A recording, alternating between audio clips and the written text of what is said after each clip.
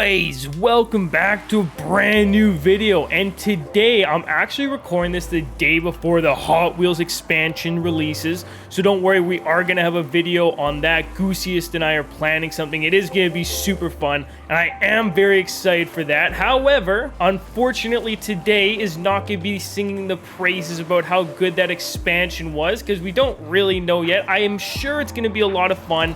I'm certain I'm going to be playing it and I'm going to get a lot of content on it. But today we're diving into a different side of Forza that's probably not exactly going to sing their praises, but it was something I was thinking about the other day. And I figured I could turn it into a topic of discussion with you guys to comment down below, share your thoughts on it. And I figured I'd just kind of share what I'd been feeling about it. And what that is really, goodness me, this car is not easy to control. Not a good addition to the game. But what that is all the things that drew me in. Because if you don't know, I only started playing Forza and I only started my channel at the end of Horizon 4. So that means that I didn't get the pleasure of playing through Horizon 3. I've never played any of the motorsports. Well, it's not completely true. I played Motorsport 1 back, I don't even remember. I was so young back at the time. But the one that drew me in was Horizon 4, and I enjoyed making content on that. I loved playing the game, so I really started thinking, what was different from that game from Horizon 5? Because I'm not super invested into Horizon 5 like I originally was when the game released. Now, I do still play it, but it's not the same way that I played Horizon 4 before I even started making videos on it,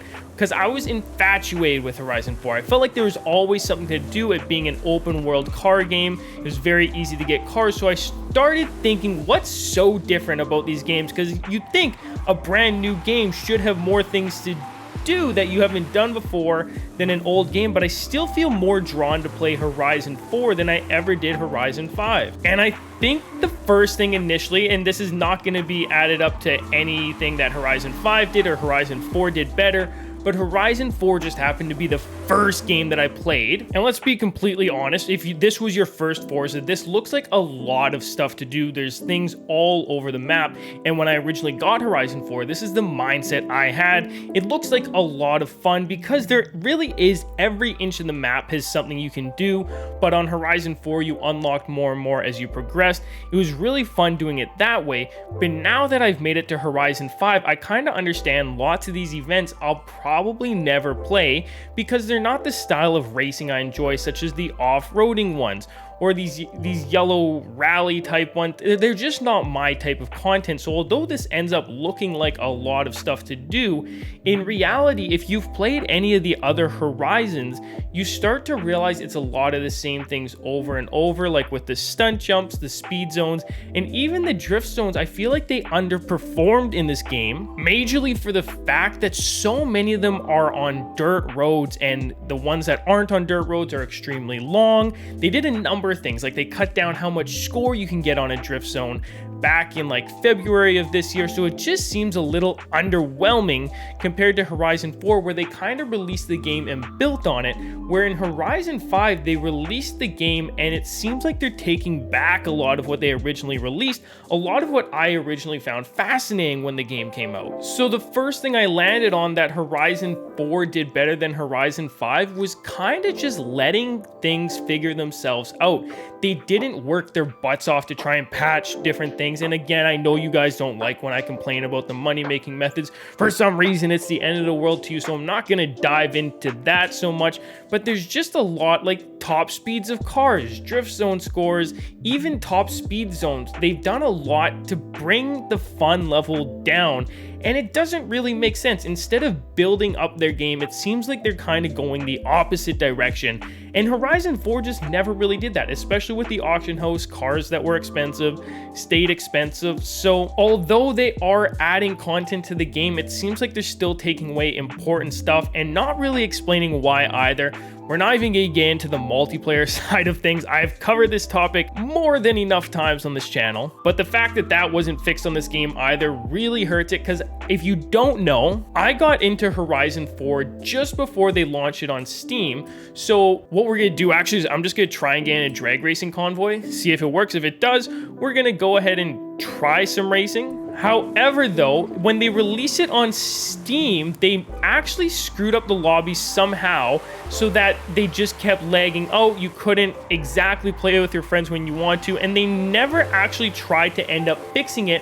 And they never even touched on it. They never explained that that was the reason why. And they didn't actually have to release the game on Steam for any other reason other than they wanted more money out of their release, because you could always get Horizon 4 or Horizon 3 on the PC. You just had to do it through the Microsoft Store, and frankly, anyone that was fascinated enough by the game went and did it that way, meaning there was no reason for them to ever release it on Steam. So when they did release it on Steam and it screwed up the lobbies, for at least a month we were giving them the benefit of the doubt, thinking it would fix itself, and then it didn't. It kind of just seemed like they forgot about it. As long as they didn't say anything, no one else was going to say anything, but we all knew. But then they announced Horizon 5 and we thought, well, we can wait enough time for that game to come out, so it's not going to be a problem. Horizon 5 came out. Here I am covering this. I didn't even want to talk about.